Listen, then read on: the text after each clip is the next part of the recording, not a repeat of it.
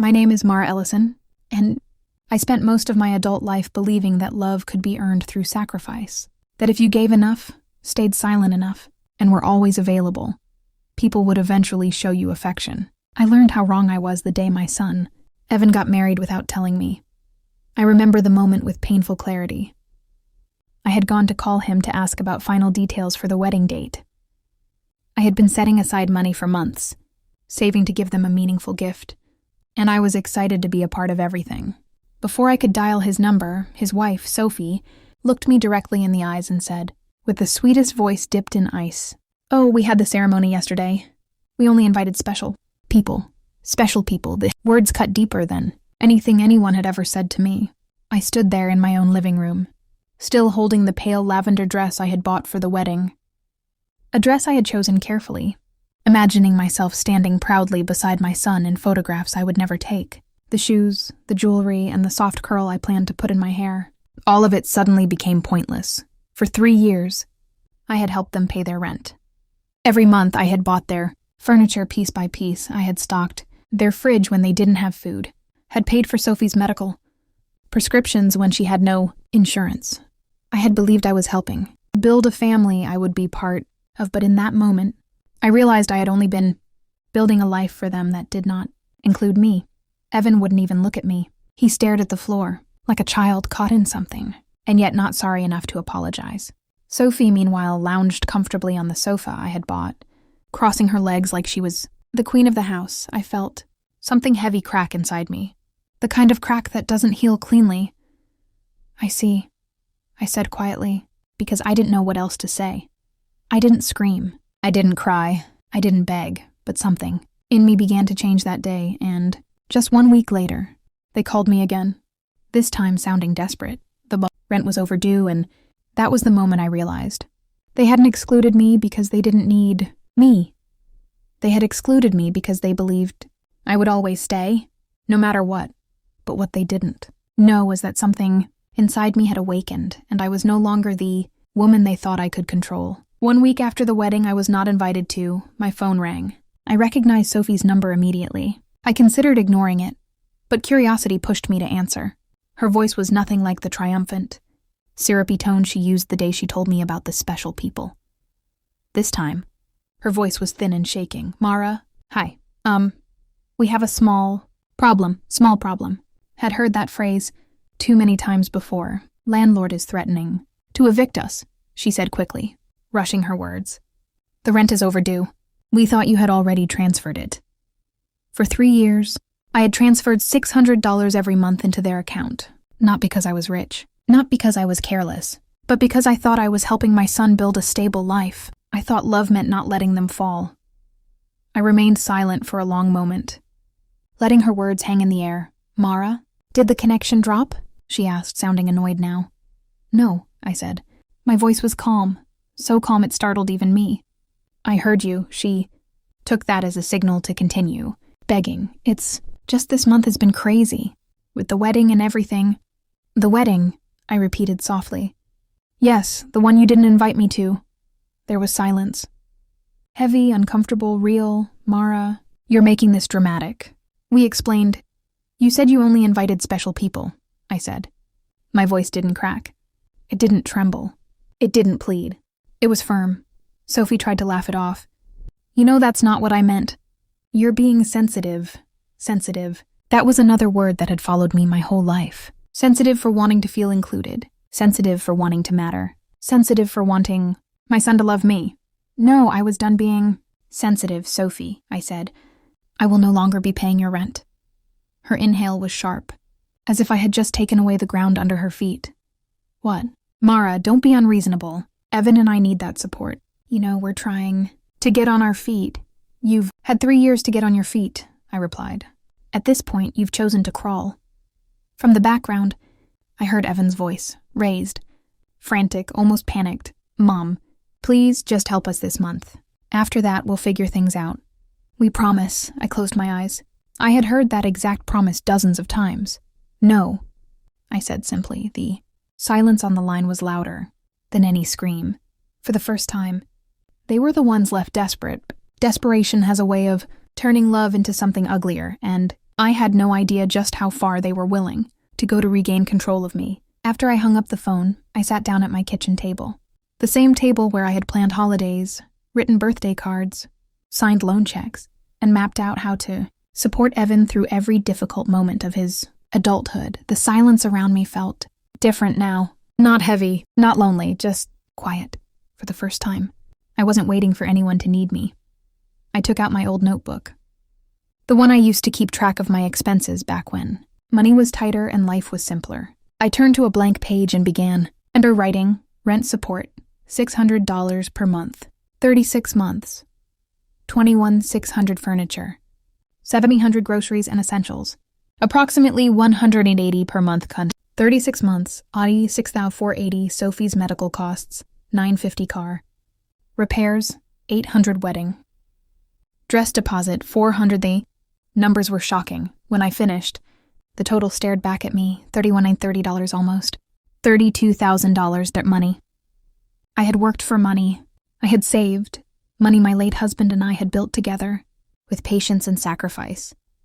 Money I had poured into two adults who had not invited me to their wedding. My chest tightened.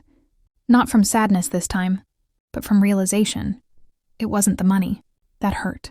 It was what the money had. Replaced conversations, visits, Sunday, dinners, holidays, birthdays, meaningful, moments love. They hadn't just taken my money, they had taken my place in their lives and replaced it with convenience. Pressed my palms flat against the table, steadying myself.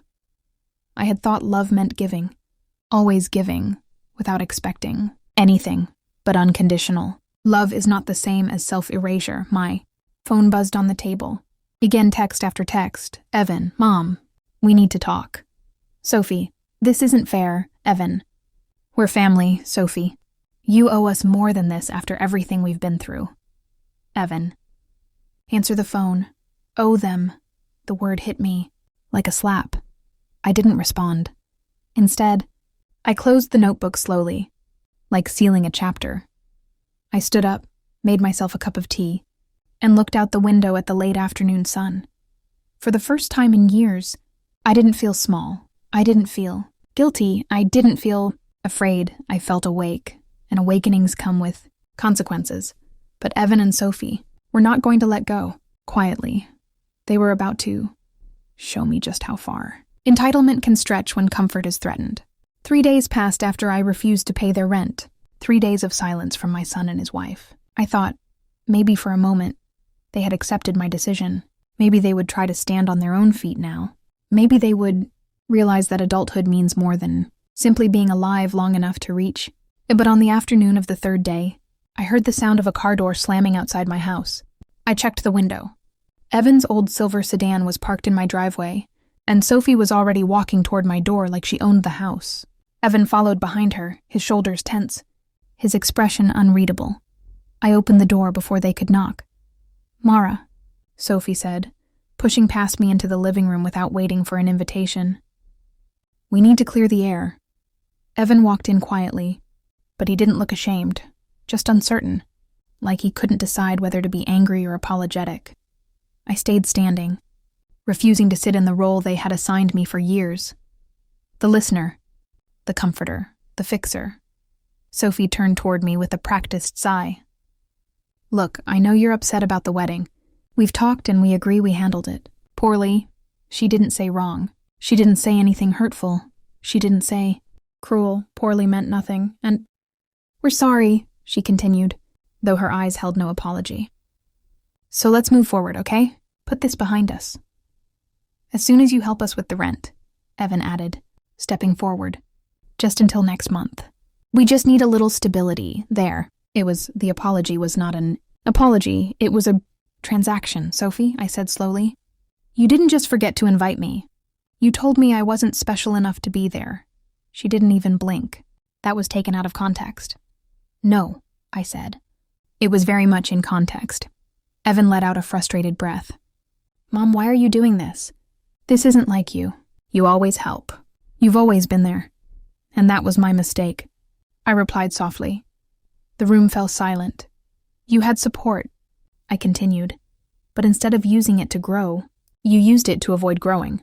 I didn't take something away from you. I am simply returning your life back to you." Sophie's expression finally cracked, revealing what was beneath. The practiced politeness, fear, not of losing me, but of losing the lifestyle I had funded. "You're choosing to abandon your own family," she hissed. "No," I said. "I am choosing to stop abandoning myself, but they weren't done."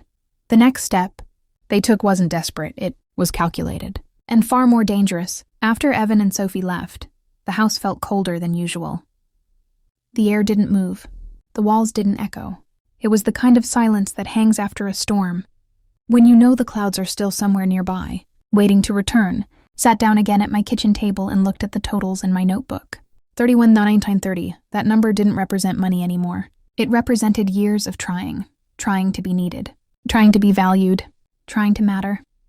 I ran my hand across the page, almost tenderly, as if I were touching the ghost of my own past. And then I stood up. I drove to the bank. The teller, a young man with gentle eyes, greeted me warmly. He recognized me. I had been there too often these past few years. Always transferring, always giving, always draining. "I'd like to cancel all recurring transfers," I said. He hesitated. "The ones to your son?" "Yes," I answered. His expression softened, not pity, but understanding. "These things happen," he said quietly. But I wasn't embarrassed. I was simply finished. Next, I met with the bank manager to set new security protections on my accounts. Password changes, withdrawal alerts, no shared access. The kind of boundaries that should have existed from the beginning. When it was done, I walked out of that bank lighter, as if I'd been carrying a weight I hadn't realized was crushing me until it was gone. Then I drove to the hardware store. The owner, Mr. Rowan, had known me for years. He had watched me buy paint for Evan's first apartment, replace the faucet they broke, and purchase tools Evan never learned to use. He raised his eyebrows as I approached the counter. "New project?" he asked. "Yes," I said. "My house. I'd like new locks installed, and I'd like them keyed only to me." He didn't ask questions, meaning he already knew. While he prepared the order, his son Leo came in from the back. He worked with security systems. He was tall, soft-spoken, and patient. I asked him about cameras. He explained the options. "I chose the most reliable set. We can install tomorrow morning," Leo said. "Tomorrow is perfect." I walked out with a receipt and something more important. Control. I drove home slower than usual, not because I was frightened, but because I was savoring something unfamiliar. Self-protection. That night, I slept with the phone turned off for the first time in 3 years. I did not wake to texts. I did not wake to emergencies. I did not wake to guilt. I woke only in the morning, but peace never lasts long when entitlement is hungry. The next day, I would discover just how far Evan and Sophie were paired to go when they realized the money was truly gone. The next afternoon, I returned home from a quiet walk through the nearby park. I had watched children play, couples stroll, and birds scatter across the grass. It felt peaceful, ordinary, normal. I almost believed life had settled into something calm. But as I turned onto my street, I saw 3 cars parked in front of my house. Evan's, Sophie's, and a third I did not recognize. My stomach tightened. Not fear. Something colder. Something aware. I stepped inside and found all 3 of them in my living room, without my permission. Evan sat slumped forward in a chair. Sophie paced with restless irritation. And at my dining table sat a stranger in a suit, flipping through my personal documents as though they belonged to him. I closed the door behind me, slowly. "What is happening in my home?" I asked. Sophie turned first, her voice falsely gentle. "Mara, we were worried. You haven't been answering your phone. You are not welcome to enter my house without permission," I said. The man in the suit stood and extended a hand. I did not take. "Mrs. Ellison, I'm Mr. Hale, a family attorney. Your son and daughter-in-law have asked for guidance regarding what they believe may be a decline in your cognitive well-being. It was not concerned, not reconciliation strategy. You've made some sudden and irrational financial changes recently," Mr. Hale continued. "They're worried you may be unable to manage your affairs." I walked past him calmly and picked up my documents off the table. I placed them in a neat stack. My hands did not shake. "Let me be very clear," I said. "I am in full control of my finances, and I do not require assistance from anyone in this room." Evan finally spoke. His voice was tight, defensive. "Mom, we're trying to help. You're acting strange, cutting us off like this, installing cameras, changing locks. It's not normal." "Not normal," I repeated. "You mean it is not normal for me to stop financially supporting two fully capable adults who treat me like a bank account?" Sophie's expression dropped its sweetness entirely. "You're being dramatic." "No," I replied. "I'm being done." Mr. Hale cleared his throat. "Mrs. Ellison, your children are prepared to file a petition for temporary guardianship if necessary. If a judge finds you incompetent to manage your finances," held up a hand. "You may leave now," I said. "All of you," Sophie glared. Evan hesitated, but they left. Once the door closed, I leaned against the wall. Not because I was weak, but because I needed to feel something solid behind me while I processed the truth. This was no longer about money. This was a war for control. And the next move they made would prove exactly how far they were willing to go to win it. I didn't sleep much that night. Not from fear, but from clarity. I knew what Evan and Sophie were planning now. They weren't trying to talk, reason, or reconcile. They were trying to gain control of my finances by claiming I was unfit. So the next morning, I made an appointment with my own attorney, a man named Mr. Boone, who had handled my late husband's estate. He was calm and thoughtful and had seen this kind of case far too many times, Mara, he said after I told him everything. "What your son and his wife are attempting is a form of elder financial coercion. It's not only manipulative, it's dangerous. And it's more common than you think." His words didn't comfort me. They validated me was not overreacting. I was not imagining things. I was being targeted. "We need to gather evidence," Mr. Boone continued. "Bank statements, transfer receipts, messages where they ask for money, even photographs if you have them. Everything that shows your pattern of support and the emotional weight behind it." I nodded, feeling something firm take root inside me. Something like resolve. Over the next 2 days, I pulled together every scrap of documentation I had, receipts, bank statements, screenshots of texts that began with, "Hey, can you help us just this once?" and ended with, "You're heartless if you don't." Proof of the couch. I bought them. Proof of the car repairs. Proof of Sophie's medication. I paid out of pocket. Every page was a record of how I had loved them, or rather, how I had funded them. Then, just as I was closing my final folder, the doorbell rang. This time, there was no Sophie, no Evan, no lawyer. Instead, a woman with a clipboard and a government badge stood on my porch. "Good morning, Mrs. Ellison," she said politely. "I'm Ms. Avery from Adult Protective Services. We received a report that you may be experiencing cognitive decline or confusion. We're here to conduct a wellness check." My heart did not race. My breath did not quicken, because now I expected this. Sophie and Evan had escalated. Again, they had filed an official claim. "Of course," I said with steady calm. "You're welcome to come in. I just need to call my attorney first." The woman paused, then nodded. "Of course. Ma'am." I dialed Mr. Boone. He arrived in 20 minutes, for 2 hours. Ms. Avery spoke with me, asked about my finances, my routines, and my memory. I answered every question clearly, confidently, and without hesitation. At the end, she closed her folder. "Mrs. Ellison," she said, "you are perfectly capable. This report will state that no intervention is needed." I smiled, not because I was relieved, but because I had just won the first battle. But Evan and Sophie weren't finished. Their next move would not be polite, subtle, or strategic. It would be war. The official notice arrived 1 week later. Cream-colored envelope slipped under my front door, stamped with the seal of the county family court, the kind of envelope you don't open casually, the kind you open slowly, carefully, knowing life may shift with whatever is inside. Inside was exactly what I expected. Petition for guardianship, filed by my son and his wife. They were officially asking the court to declare me mentally unfit to manage my own finances and life. Decisions. I stood there, holding the papers, my hands steady, not because it didn't hurt, but because the pain had already passed. I had already buried the illusion of the son I once had. This was simply paperwork confirming the death. I called Mr. Boone immediately. He arrived the next morning, briefcase in hand. expression serious. "They're pushing hard," he said as he reviewed the documents. "They've included witness statements." We read the statements together. Sophie's, full of trembling concern and phrases crafted to sound loving. She's confused. She's isolated herself. "We just want to help." Evan's, full of frustration disguised as worry. "She's changed so suddenly. She's making irrational decisions. Someone must protect her from herself." And then two others. Neighbor who had only ever seen me through his blinds, and a pharmacist.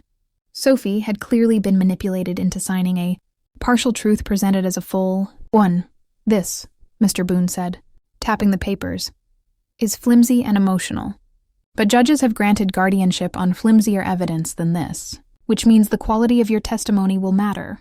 And more importantly, the proof of your independence." He leaned forward. "We must demonstrate, not just that you are competent, but that they are motivated by financial dependence. So, we gathered my financial records, organized meticulously, the timeline of every payment I made for them, screenshots of texts asking for money, copy of the wedding, announcement I never received, the transfer cancellation forms, a signed statement from the APS caseworker confirming I was fully competent. We also requested testimony from Mr. Rowan, hardware store owner, Leo, security installer, my neighbors, who saw me walking, gardening, and socializing, and the APS worker, who had already noted that I was fully independent. The case was scheduled for a hearing 2 weeks later. 2 weeks to stand firmly in who I now was. 2 weeks to prepare, not just legal defense, but emotional armor, because this was no longer about money. This was about identity, dignity, and self-respect. I was no longer fighting to keep them close, was fighting to keep my freedom. And when the day of the hearing arrived, I walked into that courtroom not as a victim, but as a woman who had finally reclaimed her life. The morning of the hearing, I dressed with intention, not elegance, not vanity, but clarity. A navy blue suit, simple earrings, and my wedding band, not as a symbol of the past, but as a reminder of the love and stability I once helped build, a life I had earned, a life I had the right to keep. When I entered the courtroom, Evan and Sophie were already seated with their attorney. Sophie wore black again, a costume of tragedy. Evan avoided my eyes, and for the first time, I looked at my son and did not feel guilt or longing, or the soft ache of a mother wanting to comfort. I felt nothing. Judge Harrison, a man with silver hair and a calm presence, opened the hearing and asked Evan's attorney to speak first. He tried his best. He painted a picture of a woman spiraling into confusion and paranoia. He spoke of abrupt behavioral changes, isolation, and emotional instability.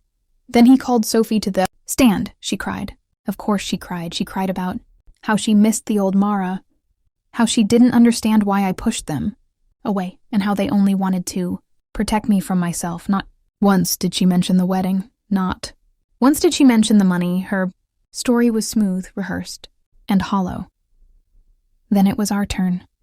Mr. Boone's voice was steady, measured and direct, did not argue with emotion.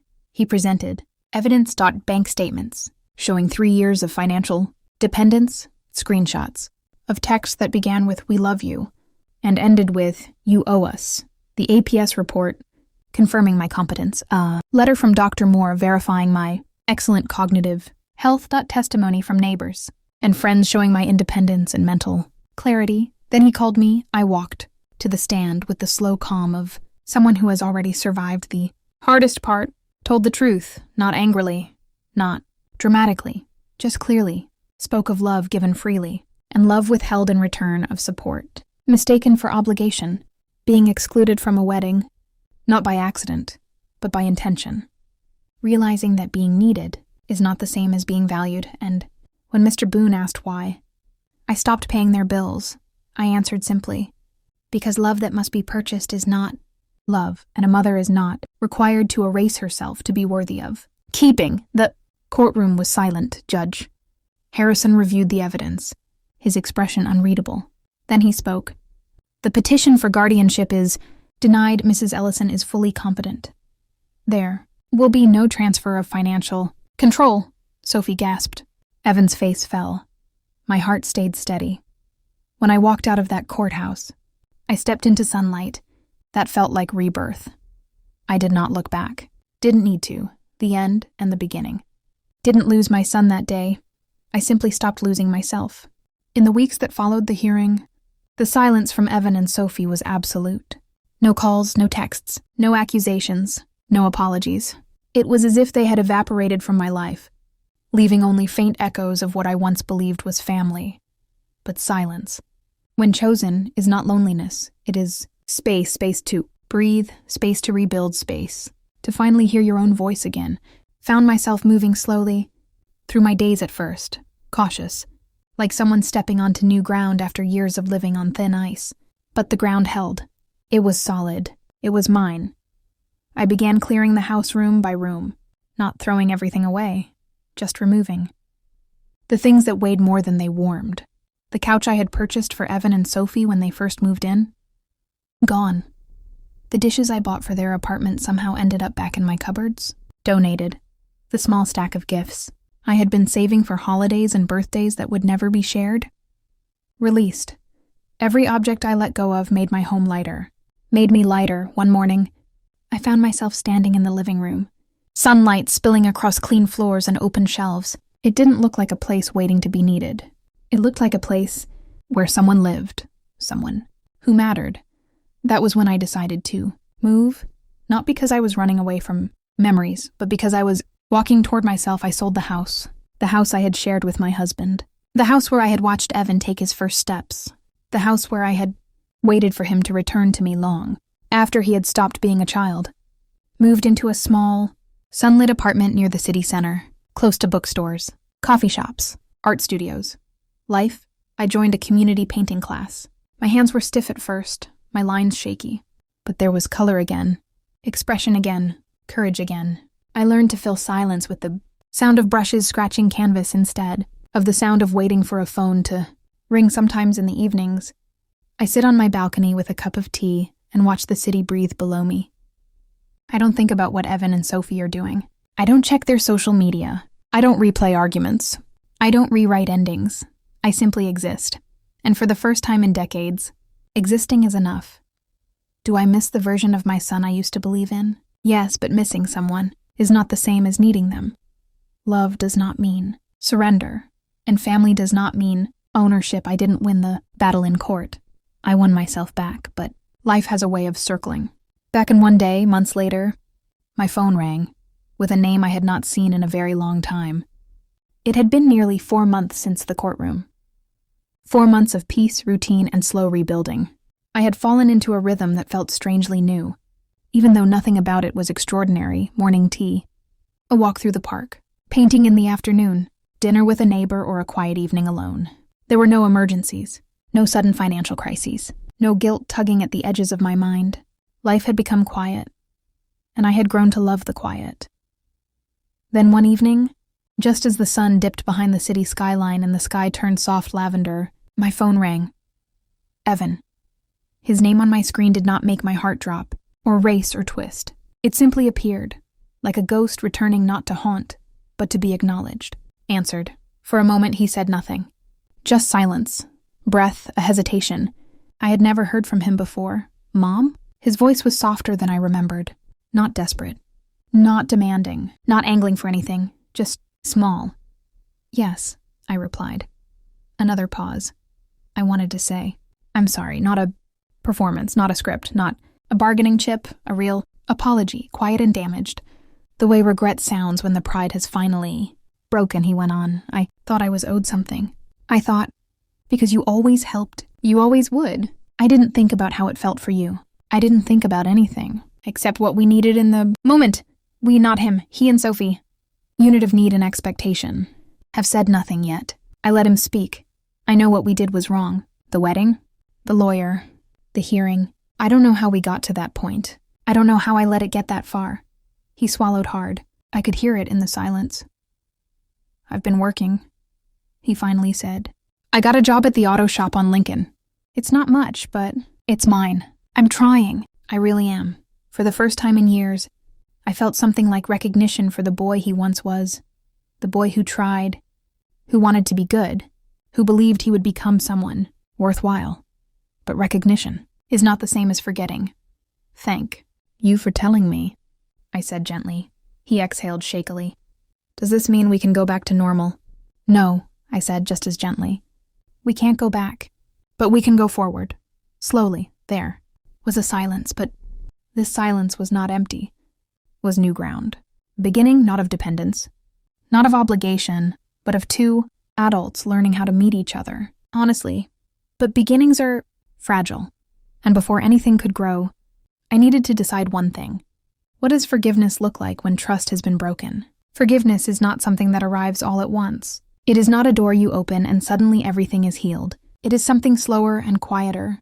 It moves like tidewater, advancing, retreating, reshaping the shore of the heart a little at a time.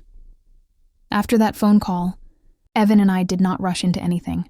We did not pretend the past had not happened. We did not try to become what we once were. Instead, we began as two adults who had hurt one another and were learning how to speak truthfully.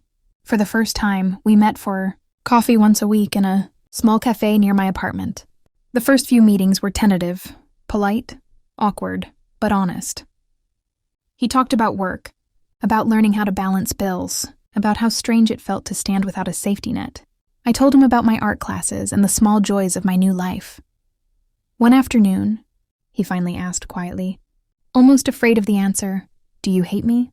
I looked at him, the man he was now, not the boy I had once protected so fiercely. "No," I said. "I don't hate you. I just finally stopped sacrificing myself to be loved." He nodded, his eyes wet but his voice steady. "I'm trying to be better. I don't know if I deserve forgiveness yet. That's the thing," I replied. "Forgiveness isn't something you deserve. It's something you grow toward." We didn't talk about Sophie much. I had heard they were struggling, that she now worked part-time, that the two of them fought often because life was no longer cushioned by someone else's wallet. Whether they stayed together or parted ways was not my burden anymore. Their future was theirs, not mine to carry. As for me, my life became simple, beautiful and gently full. Painted, I traveled to the coast and watched the ocean. Roll in, I joined a small book club. I learned how to be alone, without being lonely. The world did not feel empty without Evan and Sophie depending on me. It felt wider. It felt mine.